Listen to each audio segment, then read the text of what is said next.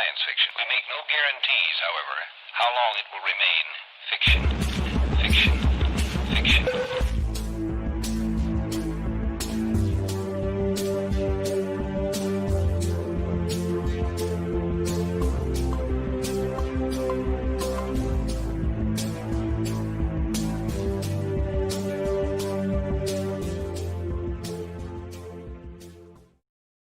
All right, super secret spaceship salutations, all you cognonauts out there, and welcome to Exofathom, the show that dares to explore the outside reaches of understanding. I am your host, Nick, and I am joined by my two lovely co-hosts, Ayla. How you doing?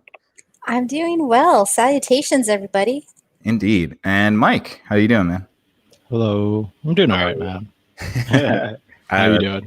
All right. I can't complain. I mean, we were just complaining a little bit before we went on air, but that's that's just the usual summertime complaining. So thank you everybody for tuning into this episode, and we have a fun episode for you guys. I have to disclaim and say that I've been doing my best to try to get this to be interesting, and I know that maybe my co-hosts here might not have the utmost experience with this certain topic, so I will do my best to make it as engaging as possible. And thank you guys for listening. Please give us a follow on Exofathom on Facebook, on YouTube, and on Instagram. And then you can also check out thinkering.space, which is our website that hosts not only Exofathom, but the Thinkering Report, If Numbers Can Talk, and The Plank with Joe.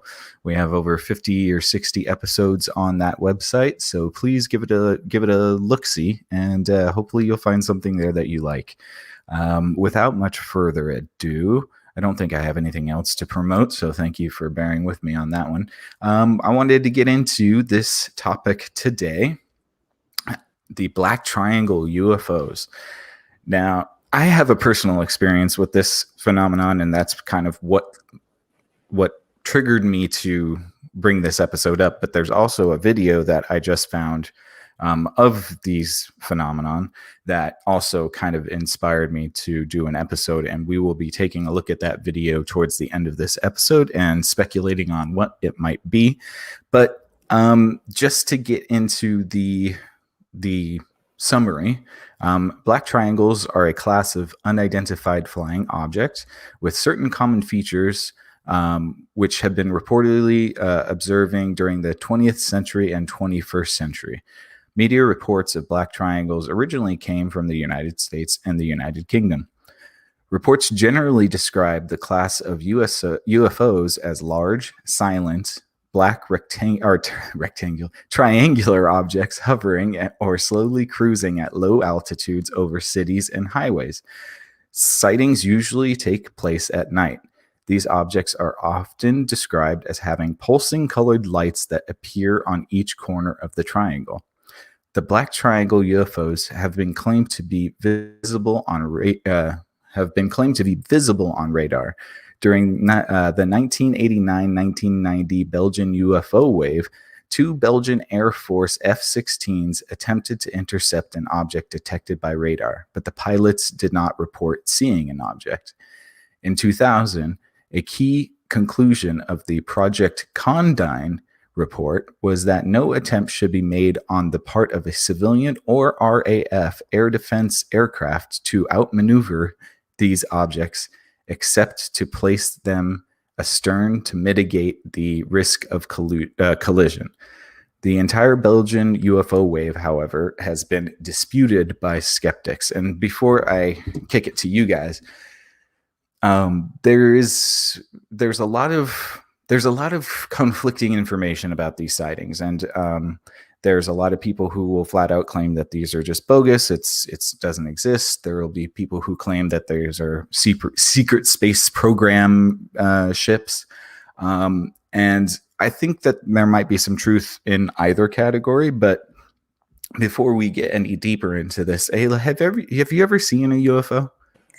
You know, I was trying to think about that because I saw your notes for tonight and I was really trying to think about it. Now, I know my brother and my dad have both seen UFOs, but I unfortunately haven't had the pleasure. Although I did see a UFO, by definition, unidentified flying object, with Nick actually just a couple weeks ago. I mean, it was probably it was probably a balloon, but I've also never seen a balloon that like hovered in one spot, regardless of planes passing by it, regardless of the wind. It didn't get smaller, so like it wasn't going up. It was just there, and then like. It was very bizarre. It was really bizarre. And so then like I told Nick, I said, hey, Nick, there's like a UFO thing out here. And he's like, shut up. I'm like, yo, come out here. And so we're looking at it. And I swear to God, we started saying, well, maybe it's just a balloon. And then like within 2 seconds of saying that, some fucking balloons pop up out of nowhere. Like literally nowhere. Like we didn't, it wasn't like they came from the horizon or anything like that. Like it literally turned my back and turned around, and then there was this bushel of balloons in the air. Yes, but they were spooky. It was so strange. It was so strange because look, this particular balloon that we were looking at, because that's what we can only think of it as, was resplendently white and brilliant. Now it was a hot day. So good adjectives. Oh my God. Resplendently bright and brilliant. But it really was. Like 100%. No, it was a hot day. So I assume a white balloon reflecting the sun, it's going to take on a little bit more of the luminescence, of course. High albedo, what have you. Yeah. But, actually I was able to get my camera out a couple times. And of course I had to charge my battery during this whole thing. And mind you, this balloon was over our house for 30 minutes, 40 minutes. I would say close to an hour, because it was really hot and I was working and stressed. So I went out to the hammock that I bought right when the pandemic hit, because I was like, okay, I need a hammock to get through this. And it has worked. But I was sitting there and I saw this thing hover, and I thought I saw it for a second, and I just looked at it and I was like, this isn't going anywhere. And I know I sat there for at least like 10, 20 minutes before I called you in. And then we were out there for another almost an hour. Yeah, it certainly lasted about an hour, which is strange. And I was able to get my telescopic camera lens out, and I could only get like close enough to understand that it was a white orb, but I could see no detail. I could see no string on it. And for the life of me, I couldn't get a clear picture on it. And I think what happened? I was just going to say, the best part about that bushel of balloons popping up is that they literally popped up and then they disappeared like any normal balloon does. 30 seconds. Yeah. 30 seconds. So clearly it wasn't a balloon. And then Nick was like, well, maybe it just doesn't have a lot of helium in it and it's just like hovering. But again, like a jet flies right by, and you would think it would move, but it didn't move. And the bushel of balloons went in a diagonal direction. This thing hovered, and then it went along a straight trajectory throughout the sky. So then I was like, is this a satellite? But then I looked up because apparently the Hubble, there's some satellite that like is visible to the naked eye. But I looked up the coordinates for that particular day, and it wasn't supposed to be visible until about 10:52 p.m. So that's not what it was. It was certainly in our atmosphere. It was definitely in the atmosphere. So it wasn't a satellite. But yeah, it's definitely unexplainable. I got some cruddy, potato camera shots of it, of course. I'm starting to think that that's like everybody wonders why UFO photos are always terrible. I think maybe they do something to the technology or something like that. But it's so true, because remember your SIM card wasn't working, so then I had to go find my SIM cards, and then we had to like dump stuff. It was a whole process, and but no, I don't know what that was. It was the weirdest thing. It was very bizarre. Yeah. Yeah, you're being watched. You're being watched for sure. some sort of drone balloon that passed by. Well, and just the aliens are watching you. Like just the aliens. I mean, it's so funny, and like it's so funny. Did you think that when you saw it, you were like, "Oh no, they're on"? No. Why didn't you invite them in? Yeah, Zeus would be so mad at you. Yes, he would. That's true. Maybe it was Zeus. Maybe he was like, I heard you guys talking all that crap about me. Talking about how problematic I am. Come on. Throw down a lightning bolt right here, I swear. Yeah, exactly. Well, it's interesting. And, I didn't say this to Ayla, but partially because I don't think anybody would believe me, but since we're on Exofathom, I feel like it's a safe space for me to say something extremely outrageous. But I saw this video I would say 3 days before that little sighting that we had. I saw this video about this guy on national news that can summon UFOs. And they sent a reporter to go meet him thinking that they would just have like this story about this crazy guy that thinks he can summon UFOs. And there was just going to be one of these like, haha, sort of journalistic moments. So the reporter meets the guy, and then he's like, they're in a park, and he's like, so do you think you can summon a UFO right now? And he's like, well, I guess I'll give it a shot. And he starts to like pray. And then he starts to like ask for a UFO. And I swear on my life, a UFO pops up out of nowhere. And the camera crew of the news station catches it on camera. And the dude is like, I don't know what to do now. I have no clue. Oh my God. Like a dog that caught a car. Yeah, exactly. The reporter's like, oh, I don't know how to respond to that. We weren't expecting to actually see a UFO. Let me just finish real quick. Go ahead, I just want to say, because what the guy said is that all I do is really just ask to see a spaceship. And so I got a little bit inspired by that, and I was like, let me think about that. So I did a little bit of meditating one day, and I was like, let me see. I want to see a spaceship. And I swear to you, I am not trying to lie just for this show. That was 3 days before we saw that spaceship or balloon. Damn it, Nick. How could you do this? Wow. Good job. Wow. And I think Ayla just sent me a photo of it, so I'm gonna do my best to pop it up right now. Yeah, and guys, look, I've got like 3 generations old iPhone now, and I installed this like I don't know what it is. It's like a telescope thing that you can have on your phone. Like it's an app, but it's only as good as your camera. Yeah, of course. An app isn't gonna make your camera any better. Have some RAM you could download. You go. But yeah, so while Nick's pulling that up, that's crazy. And I think you showed me the video, that guy saying like they were interviewing, and then all of a sudden in the background it just like popped up. Mm-hmm. Yeah. Was it an orb? Because I remember it looked exactly like the one I'm going to show you. It looked exactly like it. And that's the thing, is like, this is talking about black triangle UFOs. But then you've got like the saucer UFOs, and then all of a sudden there's been a lot more orb sightings, because obviously after we saw this, like, I'm not okay. Well, first of all, I think probability wise, it's very likely that there's life out there, but grain of salt with everything. But I mean, like, I literally was trying to figure out what this was. And I too, like I said, I even looked up the trajectory of some satellite thing, but I don't know. Oh, you were looking up the ISS, the space station, and that's yeah.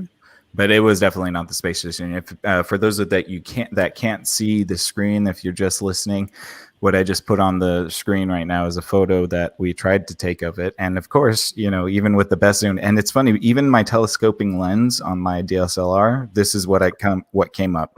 It looked exactly like that, and I could not get any clarity out of it, which was really strange. It was almost globular. It wasn't like a solid sphere. Yeah, like when you zoom in, there's like a fuzziness to it. Mm-hmm. Yeah, and it's weird because this happened in Long Beach, and we had TMZ picked up some like alien spaceship report like a week prior to this. No, but I mean, that looks really we already fake. Talked about it. I know, but I'm just saying, it's just weird. It's just real, I don't. Yeah, if anybody has ideas of what this could have been, please let us know, because if it is aliens, do you think they are like a completely different species than the ones in the black triangle UFOs? Oh, they gotta be. Well, I think these are more likely to be actual aliens than the black triangles. I think that, and we can get into that in a sec because I want to hear if Mike has had any experiences as well. But Good call. I think we can get into that because I think that those orbs, I'm telling you, I looked through it through my telescoping lens. It looked like a ball of light. It did not have like a surface per se. And every time I tried to get as close as I could, I wasn't getting a clear shot of it. And so And even worse was the group of balloons that popped up were white and red. And so if you looked at the white balloons, super easy to tell. Yeah, there was like a matte finish to it. But this thing was like silvery but not. It was almost like an absence of color. So it was like this light vortex thing. Yeah, it's very, very bizarre. Very bizarre. It could have also been some sort of ghost. Like could have been a ghost. No. It could have been. Well, they show up in orbs. So, like, my theory with ghosts is that they are like an extra dimensional being and just messing with our dimension. Like, if you look at most of ghost videos where, like, things like doors like fly open and stuff like that, it just looks like teenagers messing with old people. Right. Like, it looks like someone's pulling a prank. Yeah. And like, if you take into account like an ant walking on a piece of paper, and like you're only stuck in that second, or that ant is only stuck in that second dimension, we may not be able to perceive the locker opening. We only see it as the locker opening, not right. Yeah, we wouldn't be able to see the dimensional action going on. Yeah. Well, what about you? Some ancestor? It could be just hovering over us. What about you, Mike? Have you ever seen a UFO and any experience with that? I mean, I've seen things I couldn't identify because I'm too dumb to know what it is, but not like an alien. Well, I mean, it doesn't necessarily have to be a definitive alien because I don't think I know what I saw was an alien for sure. Yeah, well, he said UFO because had he said aliens, I have stories. I mean, not in like the imaginative sense, I guess. Like everything's been like, oh yeah, like some sort of plane or like a bird. Or, oh yeah. Thing should have been flying, but it's in the air. You know, things like that. Okay, well, I think we will start to get into the black triangle since Ayla decided to derail us with the white orbs theory. Sorry. I feel like there's some sort of social commentary there, but I won't touch it. So, anyways, I wanted to get into a couple of the documented sightings of the black triangle UFOs. And actually, what's really interesting going through this research, the oldest sighting came from 1561 in Nuremberg, which is kind of interesting. It's called the Nuremberg celestial phenomenon, and there was a mass sighting over unidentified flying objects or celestial phenomenon over Nuremberg, Germany.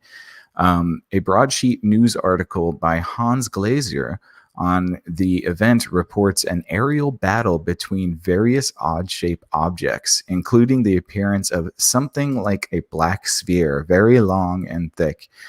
This may or may not have been the earliest reference to the black triangle UFO.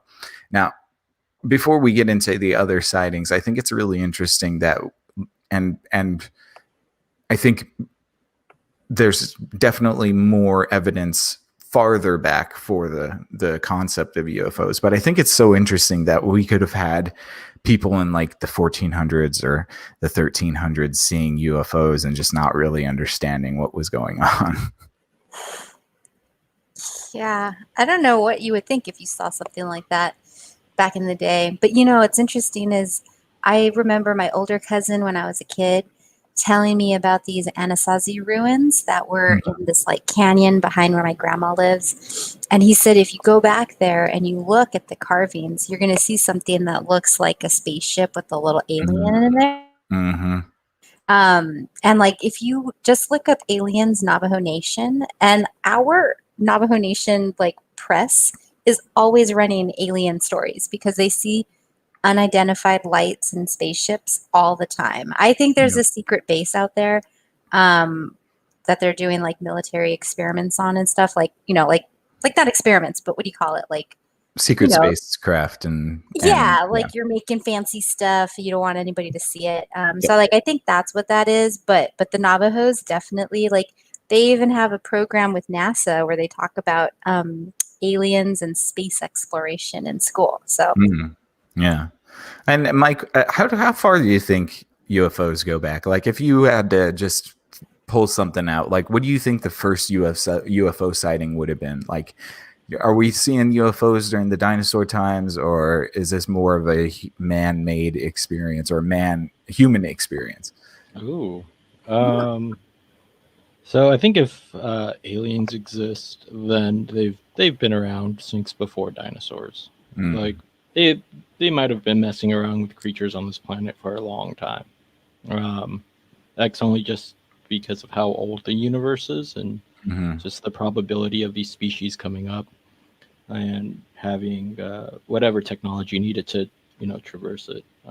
But if aliens don't exist, then obviously it's like a humanistic thing. Like, you're right. Where like maybe we're just afraid to admit we're alone in the universe or something like that. Maybe, yeah. As far as like intelligent life goes.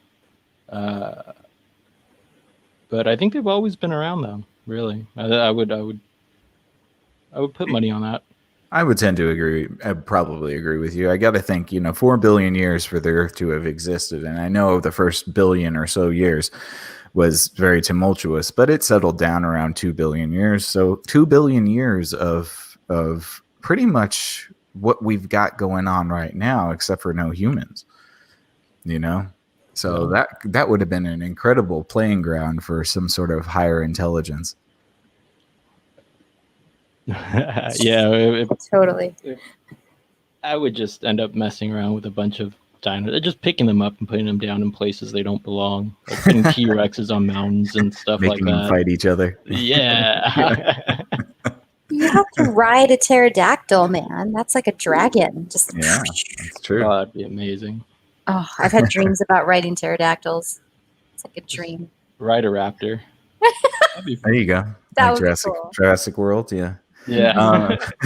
Okay, well, and then the second one, a second sighting, a little bit more recent than 1560s, is called the Phoenix Lights Incident. And it's one of the most famous appearances of these crafts during the event known as the Phoenix Lights, where multiple unidentified objects, many of them black triangles, were spotted by residents of Phoenix, Arizona, and videotaped by both local media and residents with camcorders across multiple evenings beginning on Thursday, March 13th, 1997.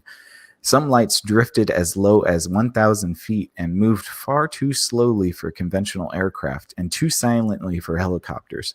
Some of the lights appeared to group in a giant V formation that lingered above the city for several minutes. Many residents reported one triangle to be over a mile wide that drifted slowly over their houses, blocking out the stars of the night sky. Other reports indicated that the craft were spotted flying away from Phoenix as far away as Las Vegas, Nevada, and Los Angeles, California. An official report made by the Air Force about the incident concluded that the military had been testing flares launched from conventional aircraft during the time. Eyewitnesses confirmed the military jets were scrambled from nearby Luke Air Force Base, but instead of launching flares, they were seen chasing after the objects. The next few nights, in an attempt to recreate the incident, local pilots flew prop planes over the city in a V formation, but the sounds of the engines were easily heard. The original lights made no sound. Flares were also deployed above Phoenix. So it's interesting. And actually, if you wanted to look this video up for yourself, for those of you listening, you can find it on YouTube. It's called the Phoenix Lights Incident. There's tons of videos on it.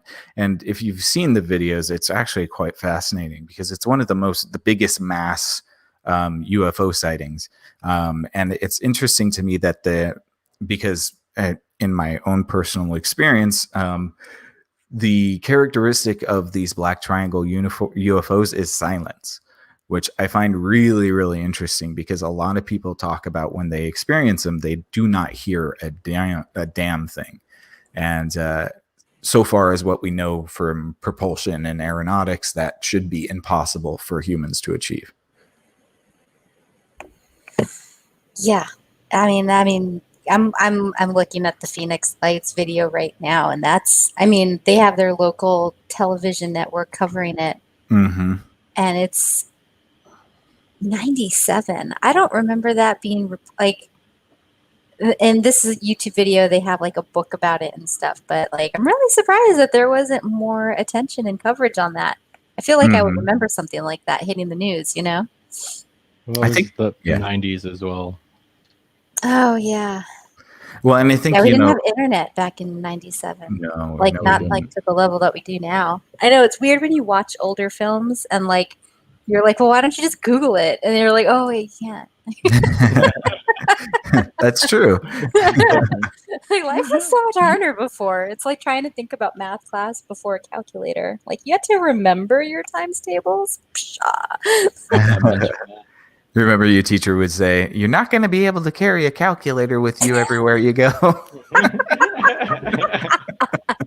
Oh my God, they're so wrong. Like, do they even teach them anymore? I mean, like, I get like the basic multiplication, but past 9, come on, like 10. Well, 10 was fine, but I feel like 11 was fine too. 12 was rough. 13 is definitely a little bit rough, kind of, but. Yeah, no, I mean, I don't know. I have no idea I'm sure they're still teaching kids multiplication tables, but I don't know if it's absolutely necessary for them to know them all. Gosh. I don't even know anymore, like that Common Core shift or whatever it was. Oh, yeah. Well, yeah, I would be failing at that for sure. What's Common Core? It's just some new way of teaching that some people think is better and other people think it's not. It's not. Yeah. It's quite alien. It is. Yeah. Oh, way to tie it in. Yeah, ladies and gentlemen, we are just having a mellow day today. So don't expect the white knuckle excitement that you might have gotten from our Zeus episode. So that was lower your expections. Right. Those likes though. Those likes though. Those likes though. That's right. That's right. They're pretty. And thousands of people saw this. Like, that's just really like, and the thing is too, is that like thousands of people saw this, got no explanation for it, and then just went about their day.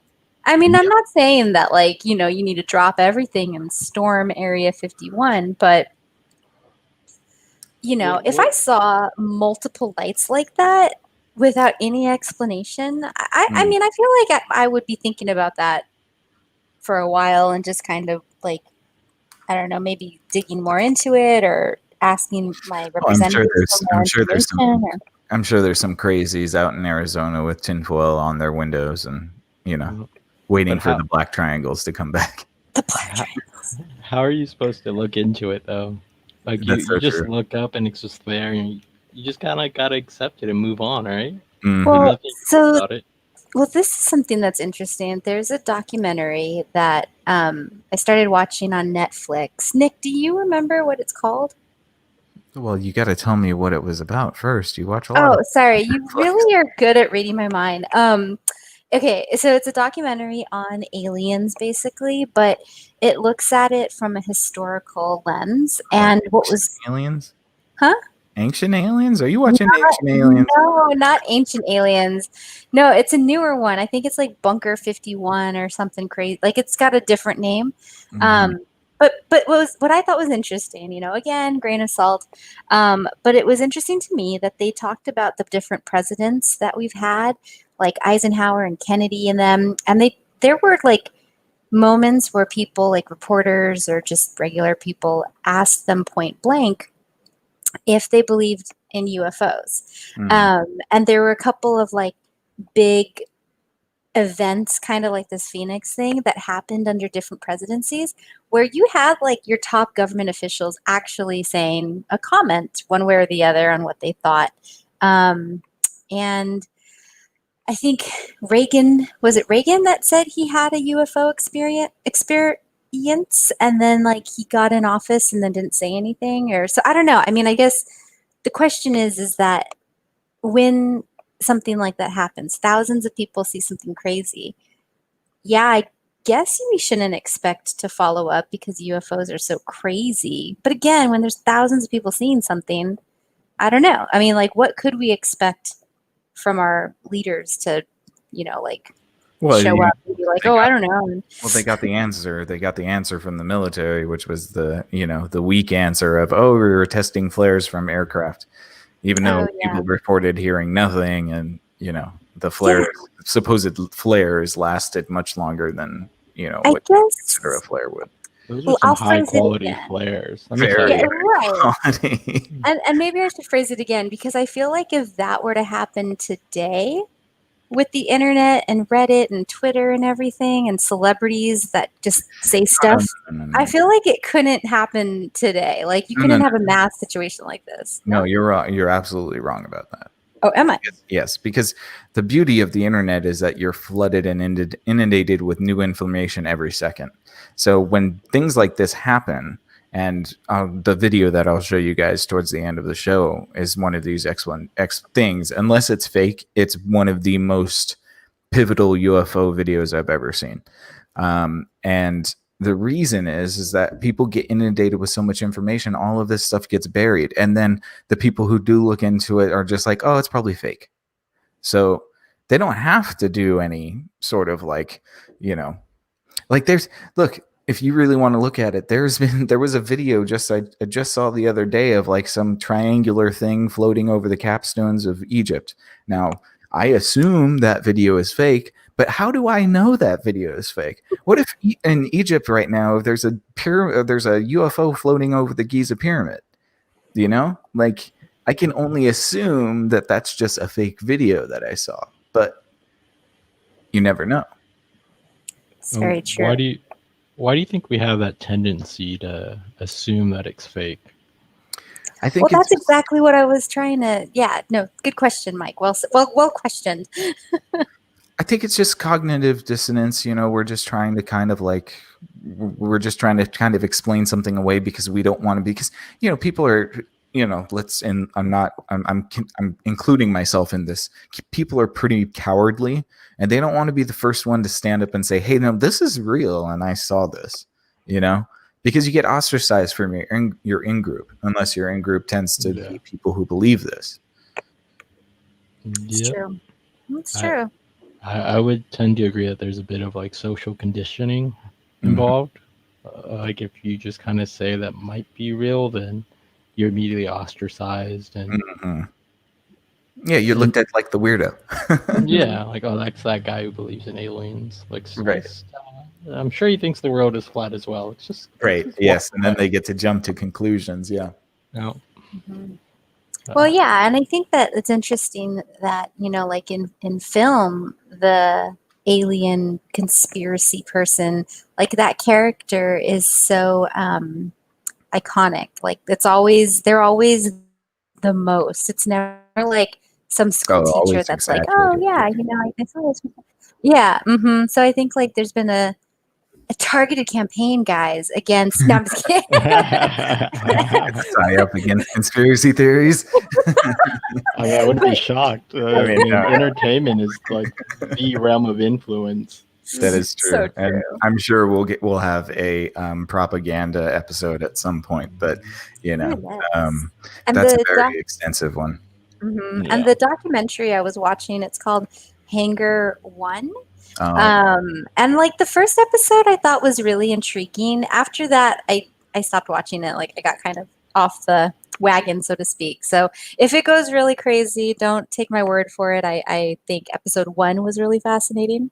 But I can't say much beyond that. So give it a listen. Very good. And then one more I have for you before I give you my personal story. In 2014 in Kansas and Texas, in February and March in 2014, an aircraft matching the black triangle description was photographed multiple times over Kansas and Texas in daylight. In February 2014, an amateur photographer, Jeff Templin, snapped pictures of triangular aircraft that were photographed while photographing wildlife in Kansas. On March 10th, 2014, Stephen Douglas and Dean Musket photographed a triangular aircraft giving off a long contrail over Amarillo, Texas during the daylight. Bill Sweetman, Graham Warwick, and Guy Norris of Aviation Week all agree that the photos show something real, quote unquote. I wanted to point out that it's interesting that there was a picture taken of a black triangle UFO with a contrail. I've never actually heard of that before, because as we're going to get into in a minute, their propulsion systems are supposed to be non-combustible propulsion. So I don't know why they would have a contrail unless perhaps they are using combustion engines. But those are just a couple examples through the annals of history about when these UFO sightings have occurred. And I actually have my own personal experience with this, if you guys would like to hear it. Yeah. Oh yeah. Oh yeah. I think I've heard this story, but now wait, just a quick question on the is it the chemtrails or camtrails? Like contrails, condensation. Oh, contrails. Oh, okay. So like I was Googling the Kansas photo and a little cartoon popped up of a little space saucer with the little like suck you up ray. Like the ray gun that like in I don't know, like it's the quintessential UFO cartoon where it has little thing. We know. Okay. So you said that like you've never seen a UFO with that camtrail.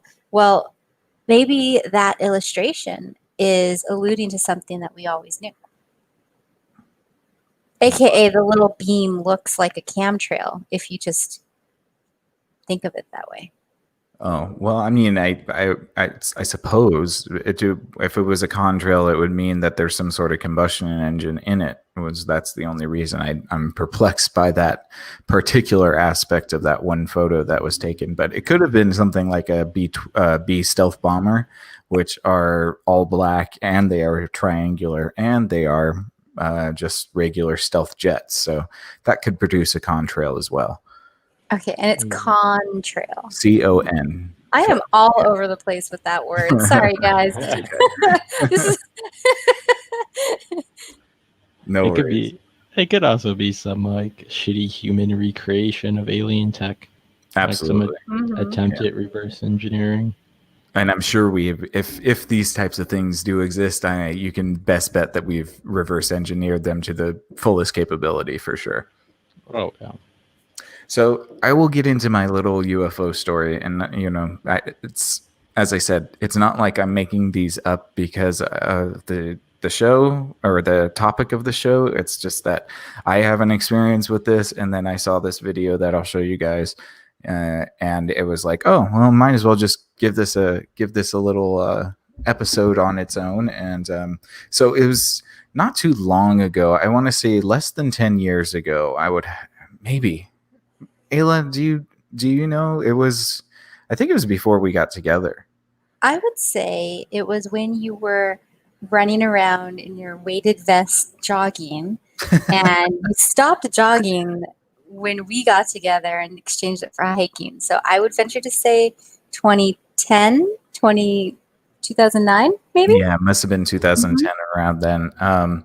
And so I was walking home from work, and I lived in this apartment complex, and then the parking for the apartment complex was kind of alongside the building, but it went down into a driveway, and our apartment was at the back end of the building. So I would always just... That's where our first kiss was. Thanks for ruining the story. Sorry, okay. You just made me get all misty-eyed. All right.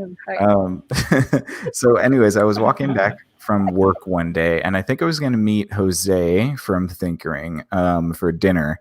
And during the walk to the back end of my apartment, I was kind of just like daydreaming and looking up in the sky because there was, like anytime you look out into the sky, you can't really see very many stars. But on this particular night, it was quite clear and it was pretty dark. So I was seeing like Orion and, the Big Dipper, Little Dipper, and just kind of like, marveling at that. And while I was walking towards the end of the parking lot area, I kind of noticed something out of the corner of my eye on my right hand side.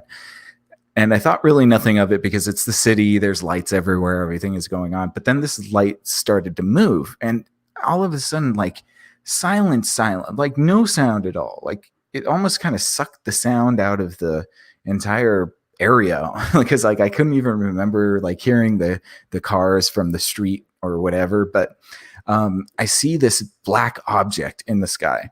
Now it's got to be 400 feet up, maybe less.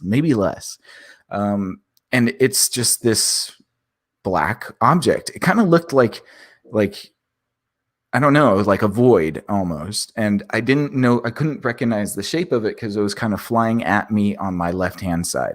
And so I see it out of the corner of my eye and I look and it comes over me.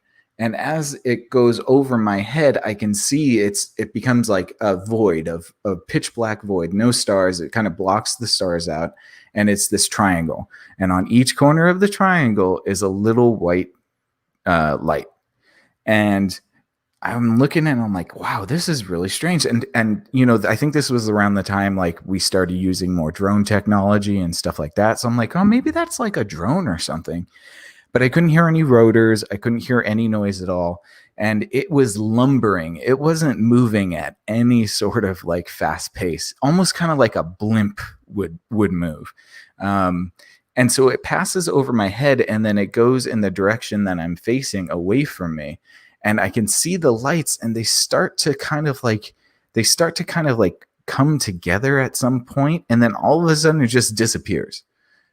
And I don't know, like I was so freaked out. I went to go meet Jose for a drink, I think. And I'm like, you're not going to believe it.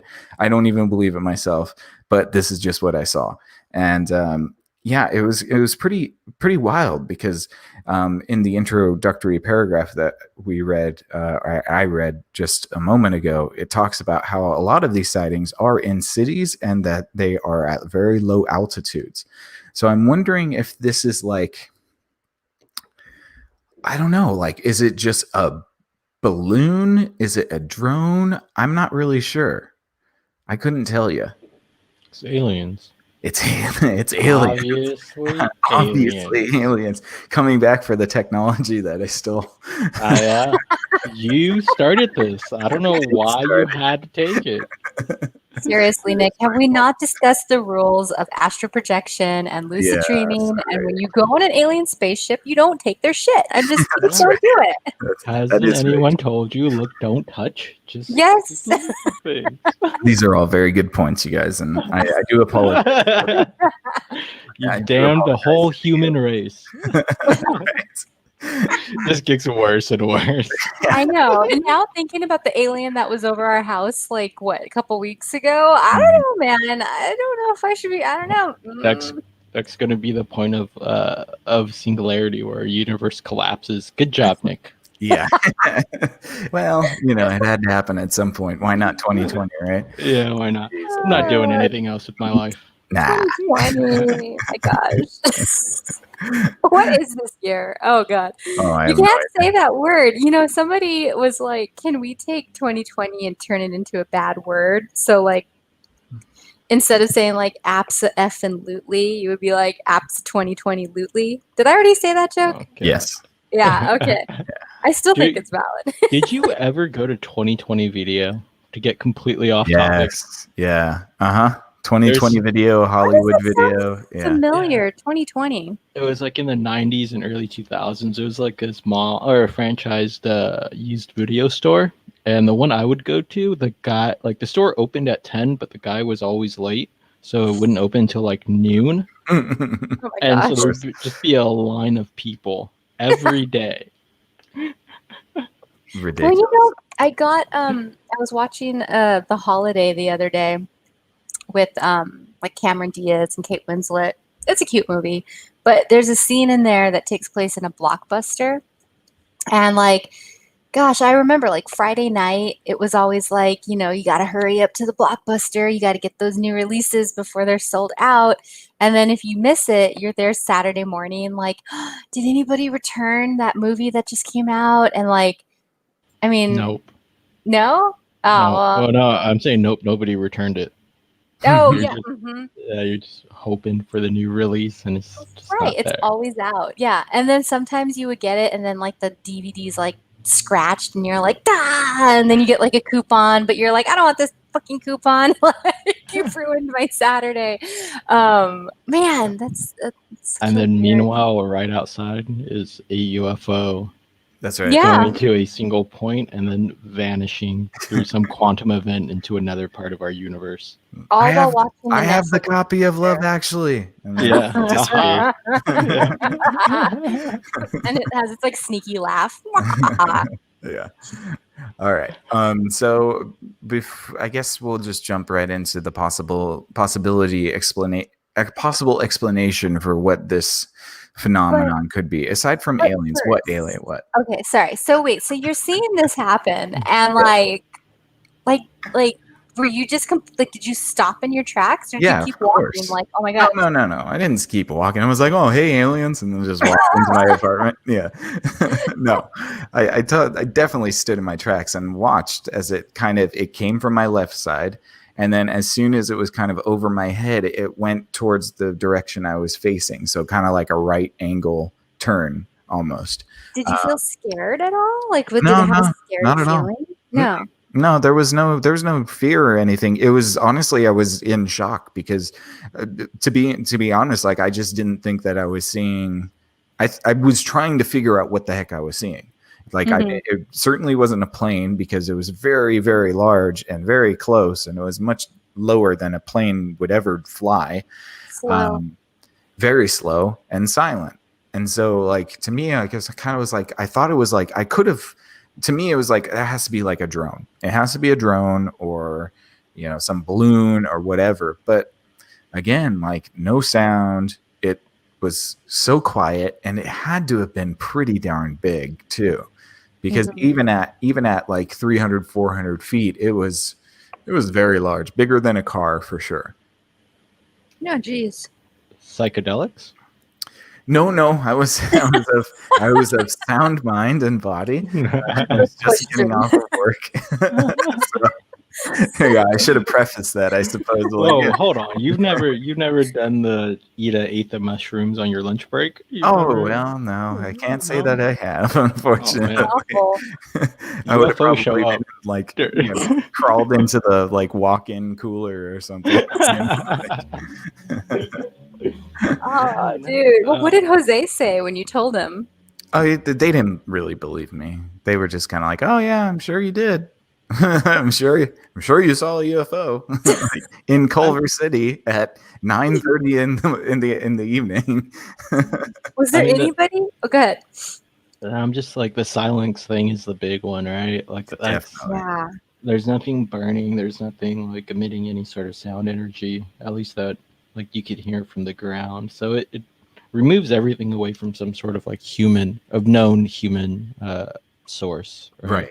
Yeah. It could have been some sort of military vehicle. That's what I'm thinking. That's what I'm thinking for sure. And I think it's really interesting because, like, back to people who think aliens are real are crazy concept. Like, imagine you're just walking and you see this. Like, if I saw that, I mean, like, if I saw anybody, like a stranger nearby, I would yell at them and be like, "Yo, what is that?" Because I think it's not the first. It's on. I think it's because it's not the first time I've seen a quote unquote UFO. I'm not claiming to see aliens. I'm just saying I have had incidences where.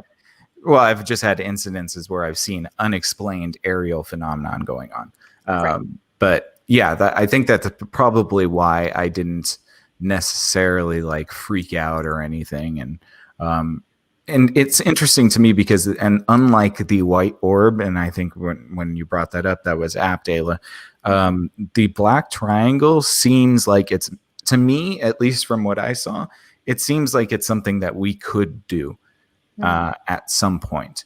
And I think what we can get into now is basically what could be the explanation for the Black Triangle, which is a completely classified and unacknowledged spaceship that apparently, let me see if I can bring this up, Google has a patent for.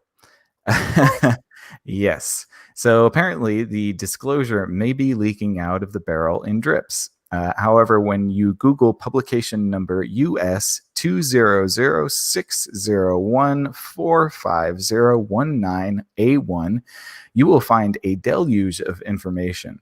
First off, the publication reveals that our spacecraft have had artificial gravity since 1972, US patent US 3675879. A spacecraft having a triangular hull with a vertical electrostatic line charge on each corner that produces a horizontal electric field parallel to the sides of the hull. This field, interacting with a plane wave emitted by antennas on the side of the hull, generates a force per volume combining both lift and propulsion. Then in 1993, US patent US 5269482. This one is titled Protective Enclosure Apparatus for Magnetic Propulsion Space Vehicle. Here is the US patent, and this just covers the other patents, but there is also some diagrams for this. So it's called an electric dipole spacecraft. And this is dipole. Sorry, you're right. That would make more sense like dipole. than dipole. It's a dipole spacecraft. Hurry, let's patent that wonderful name. Yeah, thanks, Ayla. I needed that one. And so this is actually exactly what I saw. This is exactly what I saw, with these little nodes on the corners being lights. They're white lights, and some sort of circular apparatus here. And it gives you a little bit of explanation as to what these things are. So A would be the triangle hub in the form of an equilateral triangle. Then B here would be the copper plates attached to the opposite vertical sides. And then C, we have the C would be an electrostatic generator. Then a horizontal slot antenna is E. So that's this area. So I guess this would be the antenna. And then, yeah, let's see. This just goes through all of the weird. This guy, whoever wrote this is obviously some sort of math whiz, because it seems like they're going through some sort of the equations and stuff like that with the dipole or the dipole. But I just wanted to show you guys that, because this is the aircraft, the TR-3B, and it's an offshoot of a recorded spacecraft called the TR-3A Mantis, and this is the speculated new version of that spacecraft, and they think that it works off of the anti-gravity propulsion system. And so this is from military.com. I don't know if this is like an official sort of site or whatever, but whoever got military.com obviously did very well for themselves. So according to military.com, it does not exist. But it uses I like that it says it doesn't officially exist, but it uses a high pressure mercury accelerated by nuclear energy to produce a plasma that creates a field of anti-gravity around the ship. Conventional thrusters. What's that? Oh, that's just what the heck. Yeah, that's really weird. It's all theoretical. It's all theoretical, and they don't really know. But they suspect that this is what these black triangles are, and it uses some sort of magnetic, electromagnetic field in order to travel. Now, I haven't seen this video yet, so this isn't the video I'm speaking of, but let's just see if they have a decent enough video. I say, I don't know what those are, but that seems like there's 2 or 3 of them there. Yeah, and in 2013, why is it so shitty? It's always Like that way. quality. We just had 2020 UFO, Ayla, 2 weeks ago, and we took a little blob picture. They're very, very Disclaimer, far away. I said my iPhone was like 3 generations old. Had I a newer iPhone, I think I would have been able to do a better job. I No, think. Mike makes a good point though. They are very far away, and it's quite True. possible that that's just the distance. So yeah, they think that they use some sort of electromagnetic propulsion with Could you gravity. go back? Yes. Could you go back to that article or that Which that one? white paper research The or whatever? patent? Yeah, Yeah. the patent. Yes. What do you So- need? What do you want to look at? Well, first off, E is obviously the dipole, so you don't have to Yeah, worry. Like, that's right. Yeah, if you turn it upside down, that's where you put the guacamole. Yeah, so it's the big deal. It's an excellent patent for a guacamole bowl. That's right. I'm gonna buy one on Amazon, or I guess I don't know. Shop. They have shirts feel for like- this thing on Amazon. Actually, I just Oh, found of course one. they do. So wait, when was so Google gets founded sometime after the ideas for this came up. So why are they the vendor, I guess, for the patent, or why are they one issuing the patent?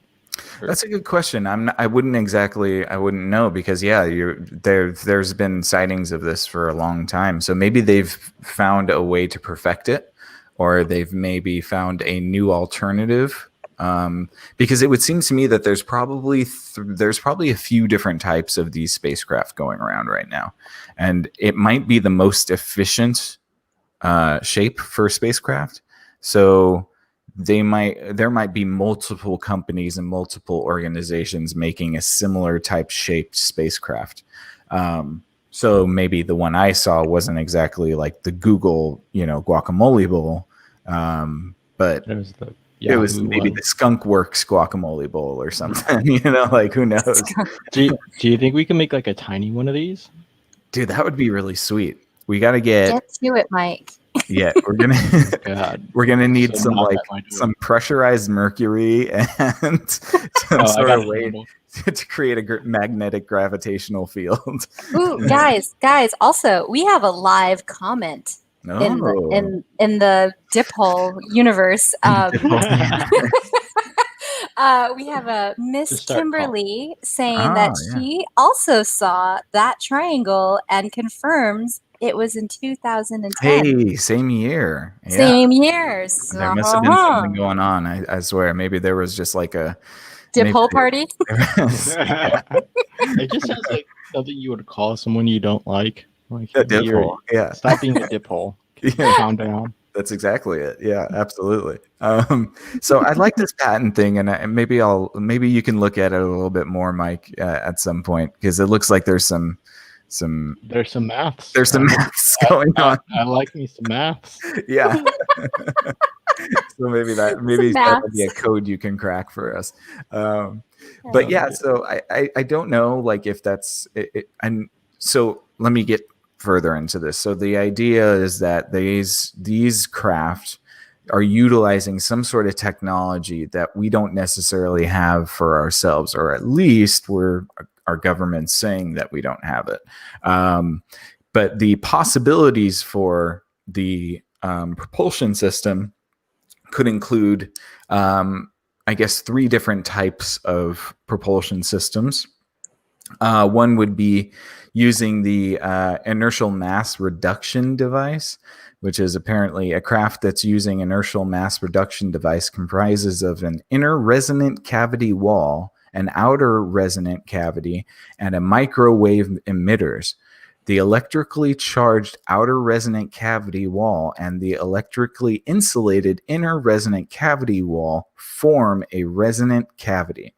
The microwave emitters create high-frequency electromagnetic waves throughout the resonant cavity, causing the resonant cavity to vibrate in an accelerated mode and create a local polarized vacuum outside the outer resonant cavity wall. So if I can illustrate that, apparently like there's this little thing that they, some sort of cavity wall or some sort of area inside the craft that they basically shoot high frequency electromagnetic waves at, which creates a vacuum in front of the actual ship itself and will help propel it forward. Now, obviously, this is all very theoretical, so I wouldn't even know if that's possible or not, but it sounds good. It might become possible one day. At some point. Or it actually is down. We just don't know. And yeah, go for it, Mike. Oh, I'm just saying, like, that shape of a triangle has to play into it, right? It definitely has to. There's a reason why, and whether it be those forces interacting behind the vertex of the angle, like behind the point where the two sides of the triangle meet, or if it's happening in front of it. I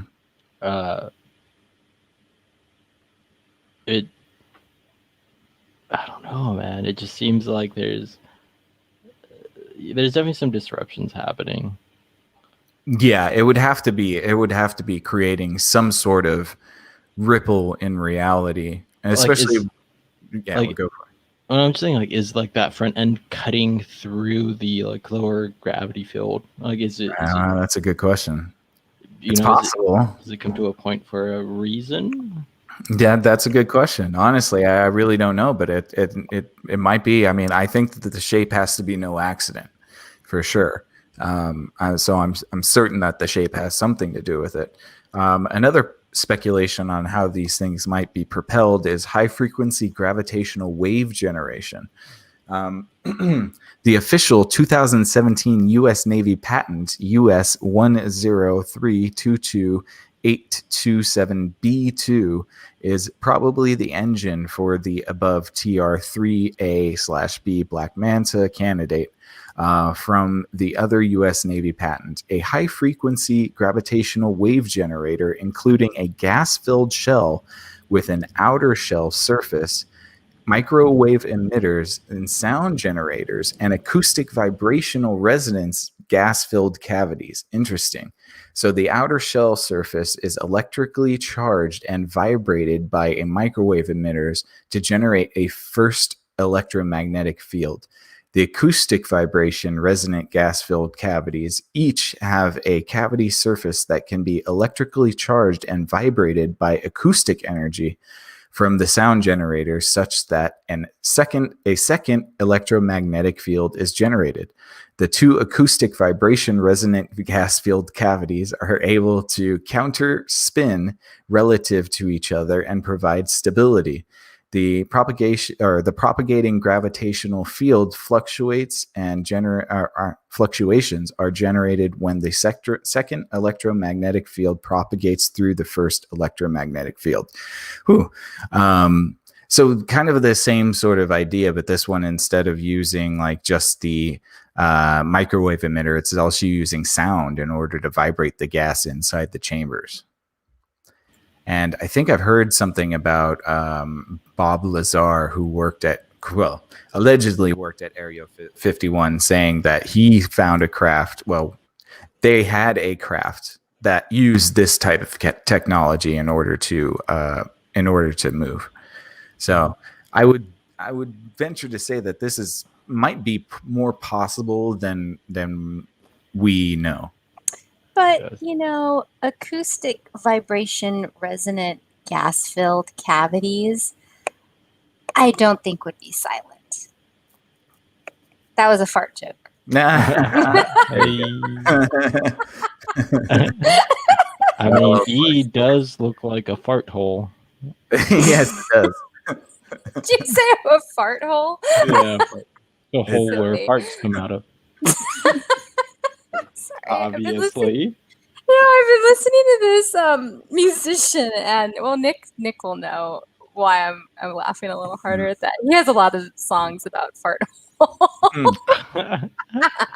Well, it definitely looks like E does look like a speaker where you can output two counteracting waves that would push you off the ground. That could counteract to a point where like you can stay level, and it doesn't. Like the sound itself might be so high pitched or low pitched or whatever, or both, where we can't hear it.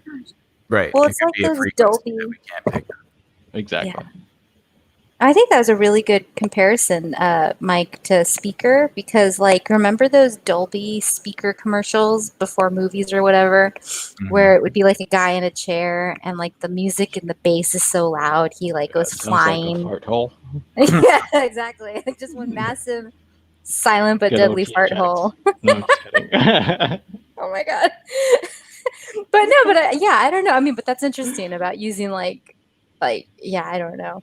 That's Counteracting waves. Yeah, it's frequencies, right? So everything's waves. So if you can push to, like, I guess magnets as well, but if you can get them to repel, then you know you have a force bouncing off of each other. We've been talking about magnets since like freaking 60s. The magnets aren't as cool as we think they are. They're always talking about magnets, and like I'm tired of it. The Japanese built their train system off magnets, and it's the best in the Well, world. yeah, that's pretty cool. You know? I'll give them that. Yeah, you should. I want my Hyperloop. Or what's the thing that what's his name was going to make in California? Hyperloop. Yeah, it's never happening. Yeah. You know, you can definitely stop in a. You can stop an EV with a big enough magnet. Let me tell you. Just put one on the 405 when it's out becomes Teslas, and then nobody's going nowhere. That's true. Oh man. Well, it's interesting too that they talk about like the resonance of frequency and stuff, and I'm wondering because Ayla, we've had many a conversation about the CIA declassified documents that we did a series on, and we have to continue at some point. Yes. But the idea of like vibrational energy. So perhaps it's, you know, because the idea in the CIA declassified documents is that if you can get your body to vibrate at a frequency that's harmonic with the universe, you can tap into that universe. So it's perhaps possible that if you can get these craft to vibrate at a specific frequency, they can interact with the fabric of space and time itself. Not the whole craft. You could shoot out a field. That's true. As long as the craft interacts with that field, then you would have the same effect as the craft being the field. Right. The focal point of the fart hole. Oh my gosh. Yeah. All right, you're taking it too far there, Elaine. Putting the kibosh on you.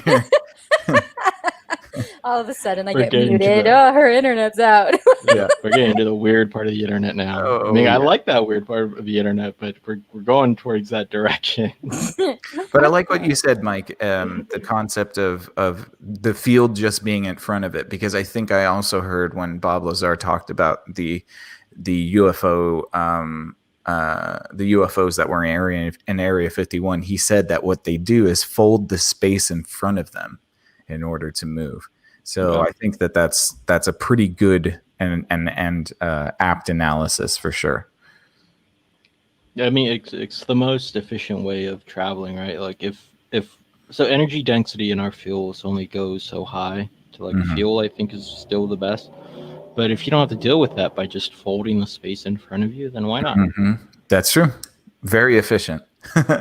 Very efficient. Okay, so now that I've tantalized you guys enough, do you guys want to see the video that started this whole episode?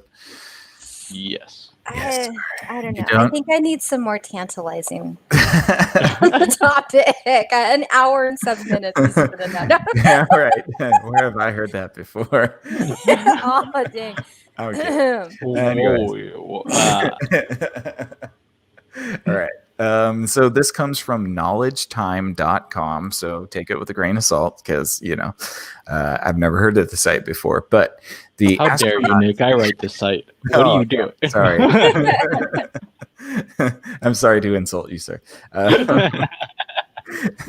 So astronauts filmed 3 UFOs while on board the International Space Station. And this is a story from August 12, 2020, but this actual video is from 2019. So I want to make that distinction. But it says, during an expedition on the International Space Station, the astronaut managed to get a photo of 3 triangular-shaped UFOs that seemingly flew past their station. According to the video, the astronaut's statements, the UFO actually managed to pass him and the station in less than a couple seconds, which means that these alien life forms have access to technology we can only dream of, or its secret military technology. The mathematical possibility of 3 pieces of space debris. Oh, so they're basically saying like it can't be space debris because it'd be impossible for them to fly so close. But here is the video, and I will put, because it's not very long, so I'm going to put it on full screen real quick. Can you guys see? It just happened, like literally just happened. Hold on. Yeah. Okay. So here. Oh wait, that was the whole video? No. It's just like okay. it passes very quickly, so you have to just like keep your eyes out. So there's one, there's two, there's three. Yeah. And so it'll slow it down for us a little bit. And so what you guys, if you're not watching, what you see is this little porthole video from apparently the International Space Station of 3 black triangles zooming by the window, maybe not by the window, but above Earth's atmosphere, as the astronaut is photographing the Earth from the space station. And these black triangles just kind of pop up out of nowhere and zoom right by, 3 of them. Within a matter of seconds. And it's important. What's that? I'm sorry. No, go for it. No, please go for it. It's important to note that it's not following any sort of like orbital forces. There's no gravity being enforced on it. It's flying in a completely straight line. And the group of 3 are flying so close that it's an organized formation, you can say. Yes. And something as big as Earth should be altering their trajectory. You shouldn't be able to fly a straight line like that. Interesting. Yes, thanks for pointing that out, because I wouldn't have been able to say that for sure. But yeah, I thought it's such an interesting video. And to me, like when I'm watching it, it kind of does, to me, it looks a little bit like it is just like a high-tech military craft. But I don't know. What do you guys think? After watching that, what are your thoughts? Well, I think it's weird that we would have reports of this being so low in our in our atmospheres. Like you were saying, it seemed like it was right above you, and that it could also pop up in space. I mean, could you imagine if we had technology where you can go from Earth's atmosphere out into space and back, and like in a matter of seconds? Right, with no big, we're doing a space launch. I mean, if we had that technology, that would be incredible. And then if we didn't have that technology, like, what is it? That's really weird. That's true. And Mike, I was thinking about this because we just saw this video. I don't think a human could sustain that type of speed. G-force. G-force. I don't. At least within like current. Like if you look at something like the Dragon, which is SpaceX's rocket that just went up to the space station and back, the astronauts said it was the most comfortable ride they had, but no doubt you're still feeling all the G's. You may not black out, but you probably black out, but you still feel those forces. So even though they say that it's comfortable, I don't think you could just fly in formation like that. Right. However, if you're bending space and time in front of you, what's to say that you aren't able to manipulate what's happening inside too? I would argue that there's repulsion happening, some sort of gravitational repulsion, so you don't actually feel any of the G-forces. That a force is completely negated by whatever field you're outputting from the bottom of your fart hole. Like whatever force is coming out of there, you're just flying up. You're fine. That would be my guess is how it's working. Now, how the localized fields work, I wouldn't know. Maybe like the Earth is giant, but I don't think like the frequencies being blasted to Earth and then coming back. It may be like bouncing off of some field of gravity that's there within like the localized space, whatever it is within like that. Who knows? Fucking 100,000 feet. Just putting numbers in there, but whatever discrete unit you want to use, I think it's interacting with that force. Right. Yeah. Maybe like the upper stratosphere, or something like that. Who knows? Yeah. But yeah, I mean, like this is incredible because like I've seen a lot of UFO videos before, and I've always been like, yeah, that's either too blurry to tell or it looks kind of fake. Whoever made this, if this is an artificial video, it's incredibly compelling. And I think it's compelling because of the way these things are flying. Like you said, this isn't an accidental sort of, flight of, like some sort of aircraft using the gravitational pull of, like how they do with those. They're not slingshotting around the Earth. The Vomit Comet planes that go up in the air and then kind of like use the gravity. Oh, those. But yeah, so I'm like, it's definitely not slingshotting. It looks like these three crafts are going somewhere and they are just utilizing being outside of the Earth's atmosphere to get there faster. Maybe, I don't know. Have you heard of the obelisk, or is it the black obelisk? There's a satellite that hovers around Earth. Yes, that comes from a unknown origin. Yeah. And if you look at the black triangles, I know it's like all grainy footage, but they have a similar architecture. So they do. I wonder if it's that alien species and their culture has the sort of like goth, the very goth, cyber gothic vibe. Yeah. This is like come down from space. We like all black, yeah. No, it's almost like that Riddick vibe. Like, what is that? Yeah.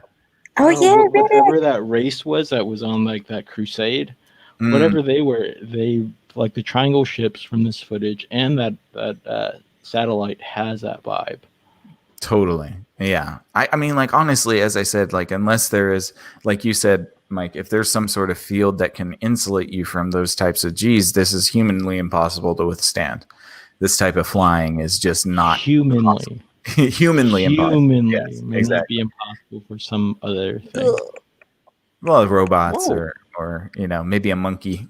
I'm hoping it's an alien. I want to be the first one to make like a human alien mix. Like, there you go. Wow, we went there. I saw the opportunity. I took it. I couldn't resist. Okay, I went. But if I could just make like it would be like a Nephilim, right? Like that's right. Yeah, Nephilim.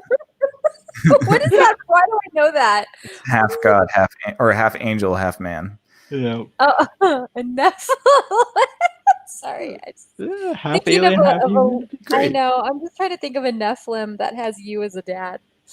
Oh, Jesus. Hey, I would be a great father to my Nephilim child. Oh no, I should have rephrased that. That has your genes. Yeah, it'd be a depressed little Nephilim, but it'll be okay. It'll be fine. This is a real casual show, guys. That's right. Nope. Well, and it's funny because when you were asking what could it be, you went like really in a lot of really awesome trajectories. When I watched that video, the best I could come up with was, is it a space Roomba?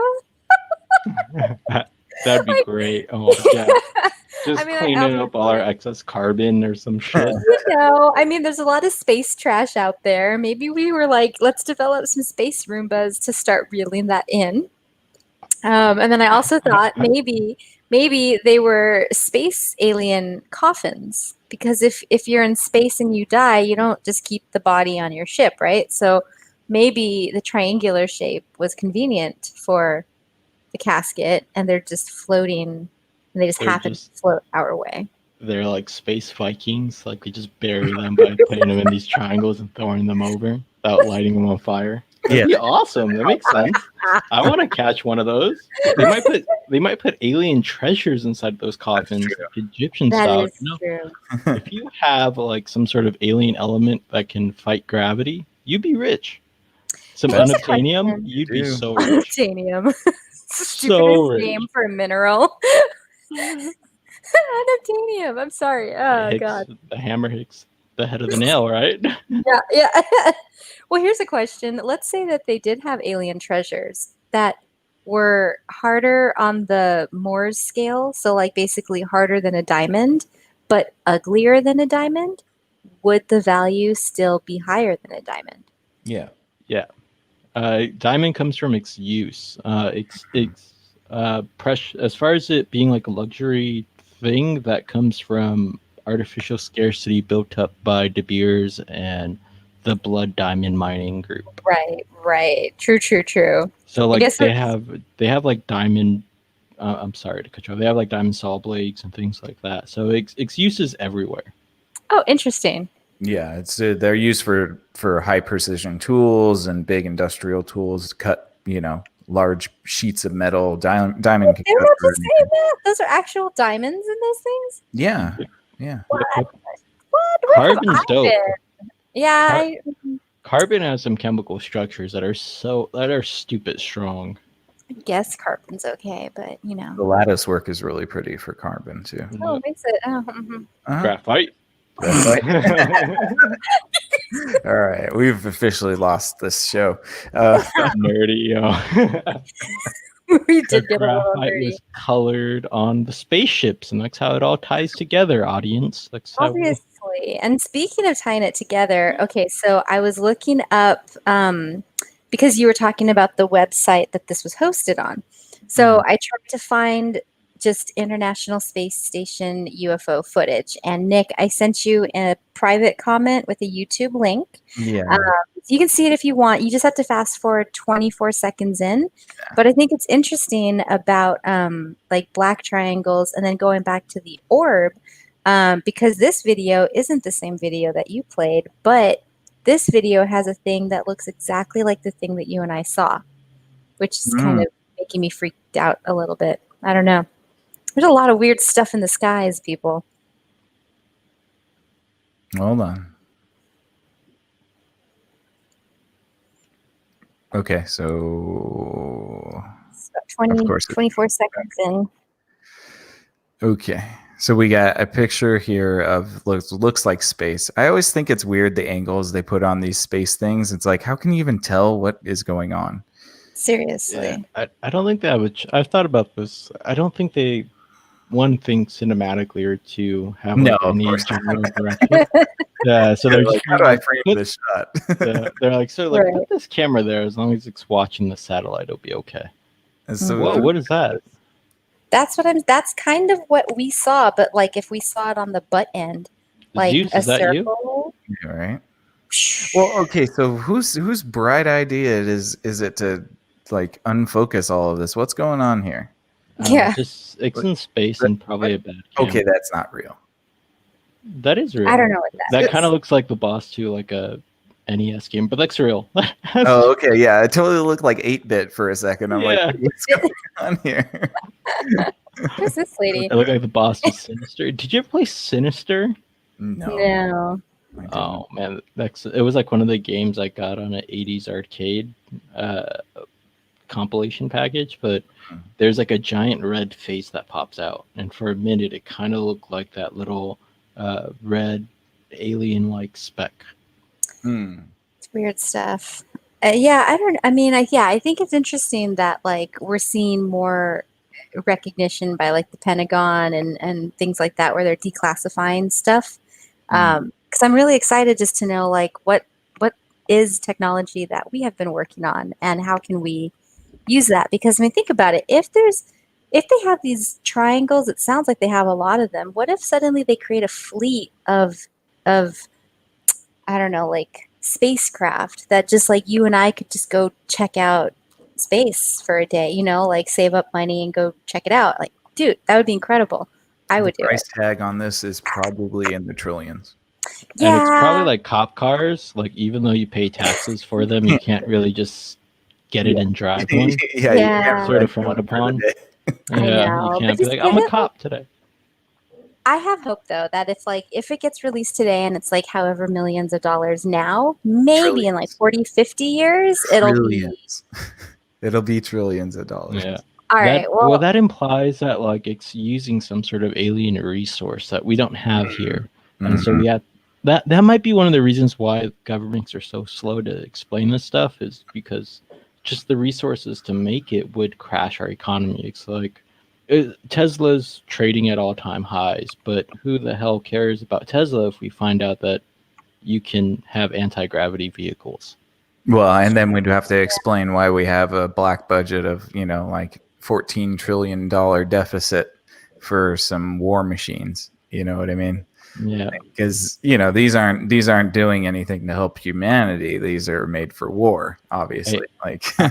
At the bottom of at the bottom of the pit, at the bottom of the race, like this debt race that's going on, because I think the whole world's just going to have to forgive everybody. It helps to have some alien technology as your weapon. That's true. Because then in negotiations, you have all the leverage. As long as you have the biggest stick, you have all the leverage. So very true. Very true. And speaking of a big stick, the Pentagon has announced that their U.S. task force or UFO task force has been relaunched. Like, I don't know how many times they're going to announce that. I feel like I've heard this announcement from the Pentagon like 20 times.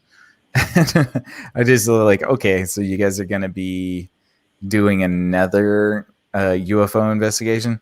Sometimes to me that like it reeks of like, oh, well, we need some more cash, so we're gonna say that we're gonna open this UFO investigation branch.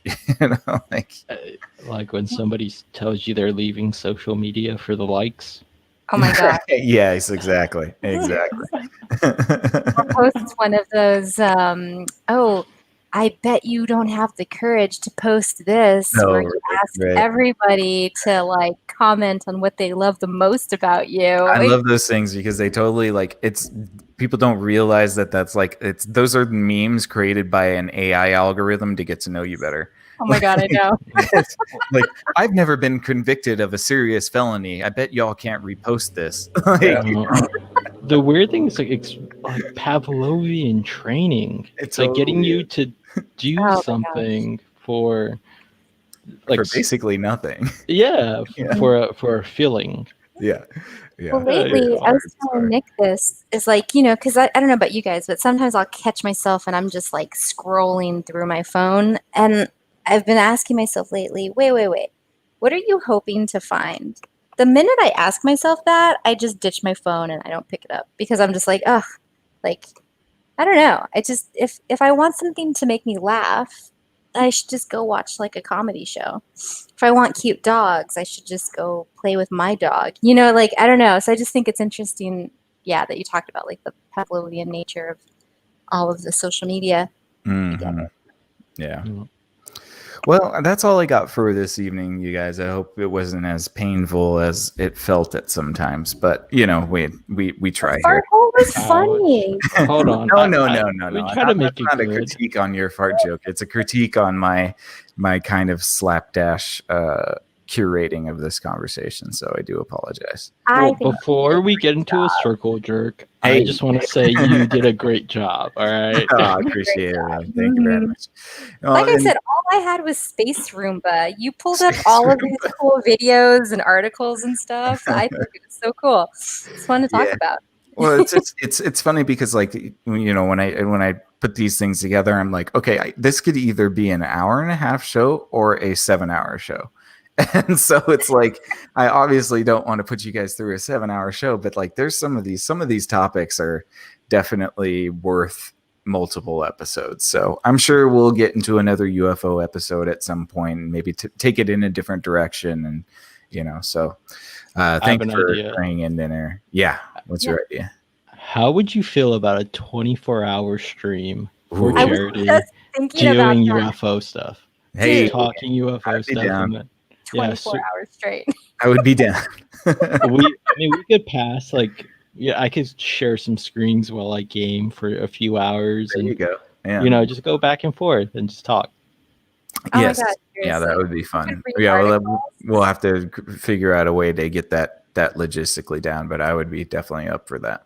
There also needs to be like an element of I guess at 24 hours you will be sleep deprived at some point. We could also be like, we're going to drink 10 cups of coffee throughout this entire show. Mm-hmm. Yep. Be right back. I need a monster. That's what it's pretty much. Okay, you guys. Is there anything that you want to add before we wrap up? Go ahead, Mike. I had something in mind, but I totally forgot what I was going to say. I want to believe. Same. Oh, so good. Big time. And I one thing I want to add before we get there, we leave, is that I think that I think disclosure is going to happen in the next year or so. And I would bet a good amount of money that the Black Triangle is going to be a part of that disclosure. So, ladies and gentlemen, please remember the show when the government finally comes out and says that these things exist, because I have a good feeling that that's going to be a part of the disclosure project. So we'll see. We'll see what they are. Nicholas, remember earlier I said you're really good at reading my mind usually? That's exactly what I forgot. I was going yeah. October. Whoa. That's weird. That's crazy. Did he steal your memory? Like he stole that technology That's from right. Oh my God. Maybe I'm the Nephilim.